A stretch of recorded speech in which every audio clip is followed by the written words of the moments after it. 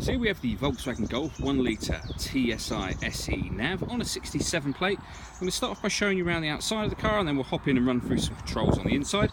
But from the outside you can see it's a 5-door car with alloy wheels. Let's start off inside the boot and then work our way around the rest of the car from there. Okay, so we're just going to work our way back round to the front of the car, and then I'll hop in and run through some controls.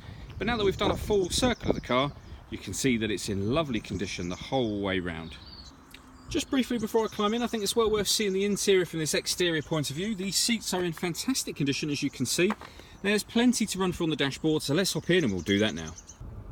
So now that we're inside the car, we're going to start off with the dials. On the left hand side we've got the rev counter and coolant temperature gauge, and on the right hand side the speedometer and fuel gauge. In the middle you can see the trip computer displays the total miles of this car, which is 7,746. And then directly above that we've got the trip computer itself, and at the moment that's showing a digital readout for the speedometer. There's various bits of information that you can see in terms of fuel economy and travel information, but there are also a couple of other menus besides that. So satellite navigation, audio, a phone menu, vehicle status, and then back round to where we began at the driving data. If we back out to the steering wheel, on the left hand side we've got cruise control. That button in the middle will help maintain a distance between this car and the car in front when cruise control is activated, so it will actually physically slow the car down and speed it up based on the car in front. And on the right hand side we've got stereo controls. We've got the buttons that I was using just a moment ago for the trip computer, and we have voice activation for the phone. If you were to hit that button, ask it to dial anyone in your contacts list, it will do that for you without you having to take your phone from your bag or your pocket. That is, of course, once you've paired the phone, and that is done on the central screen just here. Before we come back to the phone, I wanted to talk about your music options. So you've got the radio on the screen at the moment, as you can see. There are 3 different options for radio: DAB digital, FM and AM radio.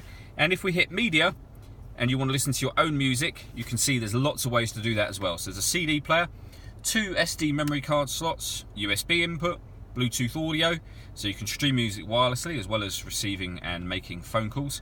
We've got auxiliary input, and we have a wireless connection as well. So plenty of ways to listen to music. That is, of course, once you've set up your phone, which is done through here. It will automatically search for phones if you've already set yours up, or you can, if you're searching for a new phone, you can search for it that way. It's very, very easy. Just follow the instructions on screen, basically. And up in the top right hand corner we've got satellite navigation. There's a full video showing how that works on our website and on our Facebook page, which is well worth checking out. And finally, the reversing camera. So full colour image, so it shows you what you see behind you. It will also show the guidelines on the ground there, so you know where the car is headed in relation to the image that you see. And on top of that, it will give you this system here, just to the right hand side of the image, which will actually not only beep as normal parking sensors do, but will give you kind of visual alerts as well. Below that we've got the air conditioning. So temperature and fan speed are adjustable here, direction of the air over this side, and then simply turn the air conditioning on or back off again from here. Within this cubby hole that opens up, you can see, possibly it's a little hard to see, but the auxiliary and USB input just there for your music. We have a 6-speed manual gearbox, and then to the right hand side of the gearbox we have this button. That will turn on or off the front parking sensors. So if you pulled into a space forwards, for example, hit that and it will turn the parking sensors on. Putting the car into reverse will also obviously turn them on as well, and it will also bring up the camera. On the left hand side we have this button. So this car's got stop and start technology.